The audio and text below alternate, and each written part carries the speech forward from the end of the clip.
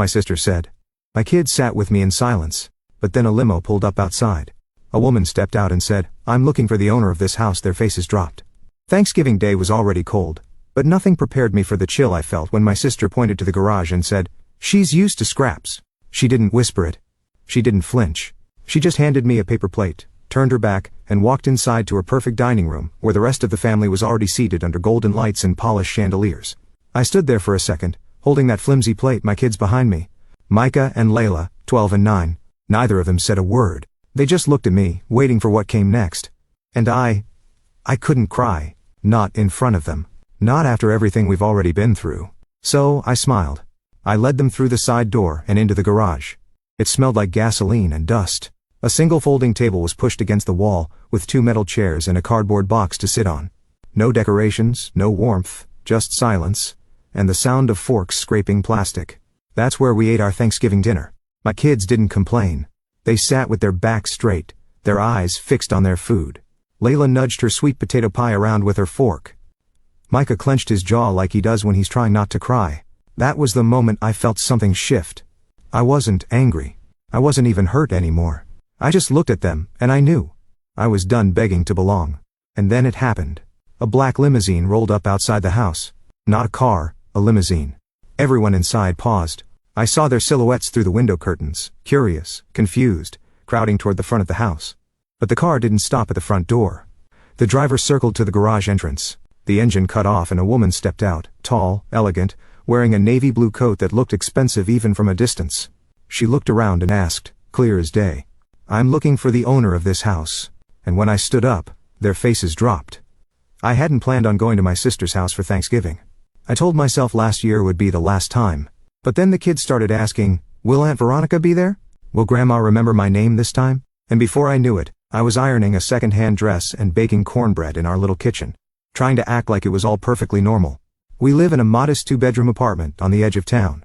It's not much, but it's clean, warm, and filled with love. I work long shifts as a receptionist at a pediatric clinic, and I pick up freelance writing jobs on the side.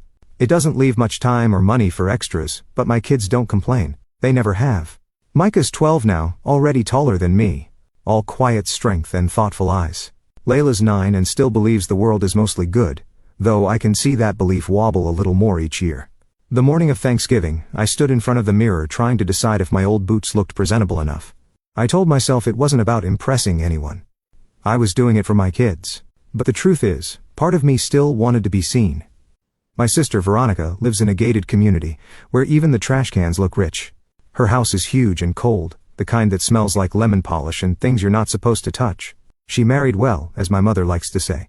Blake is an attorney, smug and polished, always has a Bluetooth in his ear, and something condescending to say about public schools. They have 3 kids, nannies, a Range Rover, a housekeeper who doesn't speak much English. Veronica and I haven't been close since we were teenagers.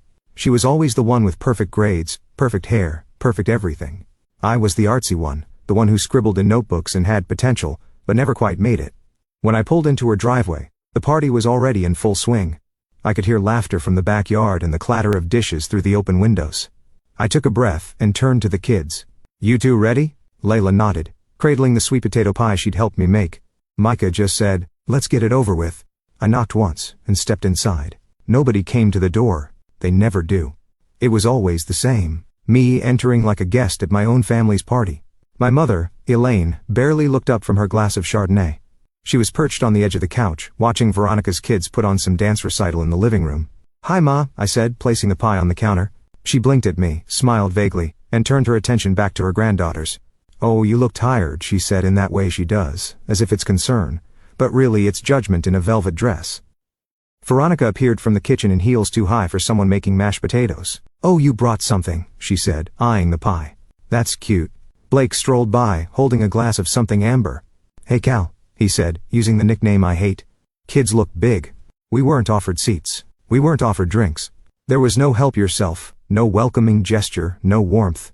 My cousins were all there, chattering, pouring wine, passing appetizers from one manicured hand to the other. And then there was me, standing in a corner with my 2 kids, smiling through the awkwardness like I always do. Layla whispered, "Can I give Grandma my pie?"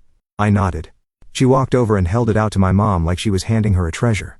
My mother took it, looked at it for half a second and said, "Oh, sweet potato. How quaint. That was when I realized I'd made a mistake. But it was too late to leave. Dinner was being served, and I figured, maybe we'd at least have a seat at the table. Just 1 hour, I told myself. I could endure anything for an hour. Then Veronica walked in, holding a stack of paper plates. Her eyes met mine, and I swear she smiled. "We're a little short on space," she said loudly, as if she were announcing it to the whole room. "So I set something up for you guys in the garage." I didn't understand at first. "The garage?" I repeated, almost laughing, thinking it was some weird joke. She nodded, dead serious. "Yeah. You're used to scraps, right?" Every conversation in the room stopped. No one said a word. And just like that, I knew I was back where I always was, unwanted, overlooked, shoved aside like a stray dog who got in through the back door. My kids looked up at me, waiting to see what I'd do. So, I smiled. I took the paper plates from her hands and I walked them to the garage. The garage was cold. Not just physically cold, though it was that too, with a thin draft slipping through the side door and the concrete floor leaching the warmth from our shoes, but emotionally cold. A place that wasn't meant to hold people, let alone family. It smelled like oil, cardboard, and neglect.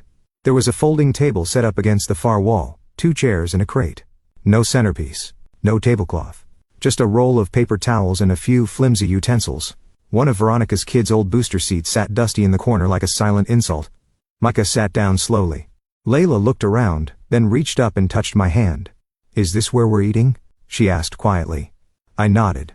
She didn't say anything else, just climbed onto the crate and rested her elbows on the table.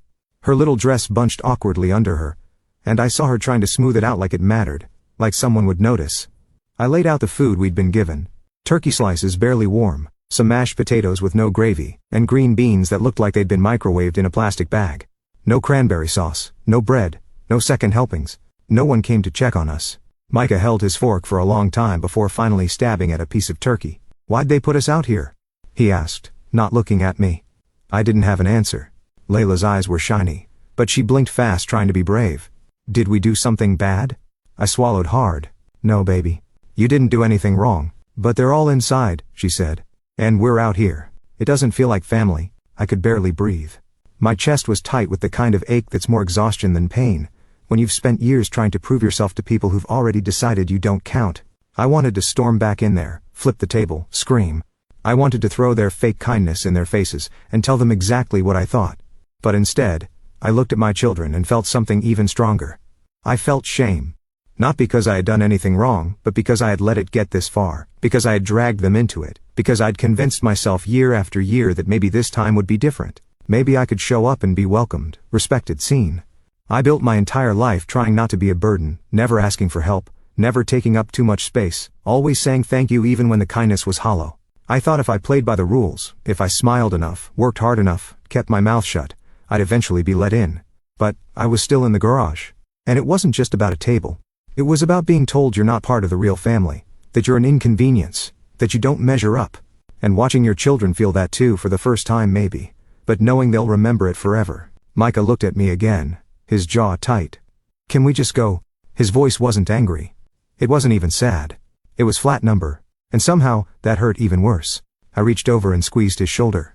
Soon, we sat there in silence, eating slowly. The sounds of laughter and clinking glasses drifting in through the walls like a cruel echo. Every so often we'd hear someone open the fridge on the other side of the wall or of the dishwasher, but no one came out. No one checked on us. I heard Veronica's laugh, sharp and bright, like it was coming from a stage, and my mother's soft reply, something about the wine being just perfect this year. No mention of us, not even a fake one. Layla finally spoke. "I miss our house, even if it's little." Micah added, "It's not little, it's just enough." And I could have cried right then, but I didn't. I smiled at them, even if it felt like my face might crack from holding it in. I said, "We'll go home soon. And when we do, we're going to make hot chocolate. And we'll play Monopoly. And we'll be thankful for what we have, not what they think we should want." They both nodded. That's when I realized something I should have seen years ago. This wasn't my family anymore. Blood makes you relatives. Behavior makes you family. And my family was sitting right in front of me. Still, as I started cleaning up our plates and preparing to leave, I couldn't help but glance back at the house one last time. That's when the headlights swept across the driveway. A long, sleek black car pulled up slowly, quietly. A limousine, not a visitor's SUV or one of Blake's work clients. A limo with tinted windows, and a driver in a cap. Micah squinted through the garage door's dirty window. "Is that the engine shut off?" We waited. And then the back door opened, a woman stepped out, and everything changed. The limousine door didn't swing open right away. It eased out slow and deliberate, like whoever was inside wasn't in a rush. Like they already knew they had everyone's attention, even from the garage. I stood completely still, my hands clutching the sides of the paper plate I hadn't thrown away yet. The kids had frozen too. Even they knew this wasn't normal. You don't get random limousines showing up in quiet suburban neighborhoods on Thanksgiving Day. Micah leaned closer to the window. "Mom, you see that?" I nodded. The house was suddenly quiet, eerily quiet. Through the tiny glass square in the garage door, I could just make out silhouettes behind the living room window, heads turning, curtains shifting. I imagined every conversation inside grinding to a halt. The driver stepped out first, tall, pale gloves, crisp uniform. He said something to the passenger, then stepped back and opened the door. And then she appeared. A woman, maybe late 60s, early aged, tall and elegant, wearing a long navy blue wool coat that practically whispered money. Not flashy, not gaudy, just real. She looked like someone important, but not the kind who needed to prove it. She didn't head for the front door like everyone expected.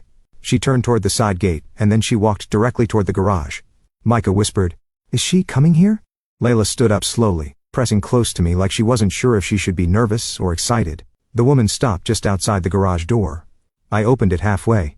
She didn't flinch at the cold or the draft, or the sight of 3 strangers with paper plates and a folding table. Instead, she smiled. "Excuse me," she said, her voice smooth and calm, like she was just asking for directions at a bookstore. "I'm looking for the owner of this house." For a moment, I assumed she meant Veronica. Maybe a friend, a client, one of Blake's colleagues. But something told me she already knew the answer. I swallowed and replied, "That would be my sister. She's inside." The woman tilted her head. "And you are?" Callie Rivers." She took a slow step forward. "Yes, you're exactly who I came to see." The garage was dead silent. Layla clutched my fingers tighter. Micah stood taller, like his instincts were kicking in, and he wasn't sure if he needed to defend me or run back inside. I asked cautiously, "Do I know you?" She smiled again, but this time, it held something more. Something like familiarity. "My name is Margot Ellington. I'm the founder of Women Forward. We run community outreach and mentorship programs across the state. About 5 years ago, you volunteered with one of our shelters. You wrote a series of blog posts afterward, raw, honest, beautifully written." My eyes widened. I remembered that. It was right after I left my husband. I was crashing on a friend's couch with the kids, scraping together every penny I could. I'd spent my evenings volunteering at a women's shelter, just to feel useful again. I'd written about the experience, not to be noticed, but to process. I posted it on a personal blog with maybe 20 readers. "I've been following your writing ever since," she continued. "You have a way of making people feel seen. We need that now more than ever." I couldn't think. I just stared. She went on. "We're putting together a speaker series for our national summit next spring. I'd like you to be our opening keynote. We'll handle everything. Travel, accommodations, childcare if you need it. And we're offering a publishing contract for your story. Your voice matters, Callie, and it deserves to be heard." I didn't answer right away. I could feel the weight of the moment, the warmth creeping up my neck, the disbelief. The part of me that still thought someone like her couldn't possibly be here for someone like me. Micah finally broke the silence. "Wait, she wants you to speak?" Layla turned to me, eyes wide, hopeful. "Because of your writing?" Margot looked at them both and said, "Because your mom is extraordinary." And for the first time in a long time, I believed it. I glanced back toward the house. I couldn't see their faces, but I knew they were watching. I could feel it. The confusion, the tension, the disbelief rippling from the living room all the way to the garage. They had shoved me out here to keep me small. But now a limousine had pulled into their driveway, and a woman in a navy coat was asking for me. I turned back to Margot. I nodded. Yes. I'd be honored. And just like that, everything began to shift. Margot reached out her hand, not in some dramatic over-the-top way, but with the quiet confidence of someone who wasn't just offering an opportunity. She was offering respect. Real, earned, long overdue respect. I stepped forward, my fingers wrapped around hers, and in that moment something in me stood taller, not out of pride but out of recognition, the kind that only comes when someone finally sees you for who you really are. "I'll grab my coat," I said, almost breathless. "You won't need it," she smiled. "We'll take good care of you." Micah grabbed our leftovers and held them like precious cargo. Layla slipped her hand into mine again, her eyes glowing like she was watching a movie and realizing her mom was the main character. We followed Margot out to the limo, the cold November air brushing across our faces like a new beginning. As we stepped into the car, I glanced back toward the house. That's when I saw them. The curtains in the dining room were still parted just enough to reveal the entire scene. Veronica stood with a wine glass frozen in her hand, mouth slightly open, like she couldn't quite process what she was seeing. Blake hovered behind her, his arm limp at his side. My mother sat at the end of the table, eyes narrowed, trying to make sense of it all. They looked confused, not angry, not embarrassed, just stunned, as if the universe had flipped the script and handed the spotlight to the person they'd pushed into the shadows. The car door closed with a quiet thud, sealing us into a world that, for once, felt like mine. The seats were soft, warm. The lights inside were dim and calming. Margot spoke to the driver through a small window, then turned her attention back to me. "We have dinner reservations downtown. I thought we'd discuss the summit, the contract, and what kind of support you'll need for the next few months." I nodded, still slightly in disbelief. Wow. Yes. That sounds perfect. Layla whispered. "Is this what it's like to be famous?" I laughed, not out of arrogance, but with joy that spilled out before I could stop it. "No, baby," I said. "This is what it's like to be respected." Micah sat across from us watching everything. He didn't say much, but he didn't have to. The way his shoulders relaxed. The way he finally looked proud instead of protective. That was enough. As the limo pulled out of the driveway, I caught one final glance in the side mirror. The house looked smaller now, not physically but symbolically. It didn't feel like something I needed anymore. I wasn't hoping for a seat at that table. I wasn't fighting to be part of that world. I was building my own table now, one where my kids would never have to wonder if they were welcome. Dinner that night was like something out of a dream. Linen tablecloths, real silverware, warm bread in a basket, and servers who called me ma'am like I mattered. But the real magic wasn't in the food or the service. It was in the conversation. Margot wanted to know my story, all of it. She listened, not to respond, not to correct, but to understand. She took notes when I mentioned the challenges of being a single mom, the way people make you feel like a failure just for surviving. She nodded when I talked about staying up until 2 a.m., writing blog posts after putting the kids to bed. She smiled when I described how Layla helped me color code job applications, and how Micah once Googled how to pay rent with no money, because he heard me crying in the kitchen. "We need your voice," she said again. "People think inspiration has to come from big glamorous lives. But it's the quiet fighters who show the most courage, the ones who keep showing up even when no one's watching." When the check came, she waved it away. "You've already paid enough. Let us take it from here." The ride home was quiet, not because we had nothing to say, but because peace doesn't make a lot of noise. I tucked Layla into bed that night, and before I turned off her light she said, "I'm glad they put us in the garage." I blinked. "You are?" She nodded. "Yeah, because if they didn't, the limo wouldn't have known where to find us." That stopped me. She was right. Sometimes you're pushed to the margins, so you can find the path you were meant to walk, or so it can find you. I kissed her forehead. "You're smart. I get it from my mom." And just like that, I finally understood. They didn't break me that day. They revealed me. It's been almost a year since that Thanksgiving. And in a way, I'm still trying to catch up to the woman I became in that garage. Some things changed fast, like the emails and phone calls that started coming in after Margot's team announced me as the opening speaker for their summit, like the publishing deal that landed in my inbox with the subject line, "Your voice matters," like the way people suddenly started remembering my name, not as Veronica's sister or Elaine's daughter but just Callie. But other changes were quieter. The kind that happen in the space between heartbeats. When you stop apologizing for who you are. When you stop shrinking to make others comfortable. When you finally believe that your story doesn't need permission to be told. The keynote speech was terrifying and beautiful all at once. I stood on a stage in front of hundreds of women, CEOs, teachers, single moms, students, and I told the truth about the garage. About my kids, about the years I spent trying to be small enough to fit into a family that was never going to open its arms. I watched strangers cry. I watched them nod. I watched women line up afterward just to say, "Thank you." That was me. And in that moment, I felt more at home than I ever had around my own family. The book came a few months later. We titled it More Than Scraps. I cried when I saw the cover. My name in bold, not buried in fine print or hidden behind someone else's. My name, my words, my worth. The money wasn't life-changing, but the validation was. Micah started writing too. He keeps a journal now. And last week, he read me a poem he wrote called, "Chairs Don't Make the Table." He doesn't say much about that Thanksgiving anymore, but I know it left a mark. And I think he's learning to turn it into something good. Layla's still Layla, curious and kind, always watching. She asked if we could host Thanksgiving this year, just us and a few friends. No folding chairs, she said, only couches and pillows and warm food. So we did. The living room was too small for everyone to sit at once, but no one cared. People ate on laps and floors, laughing and sharing seconds.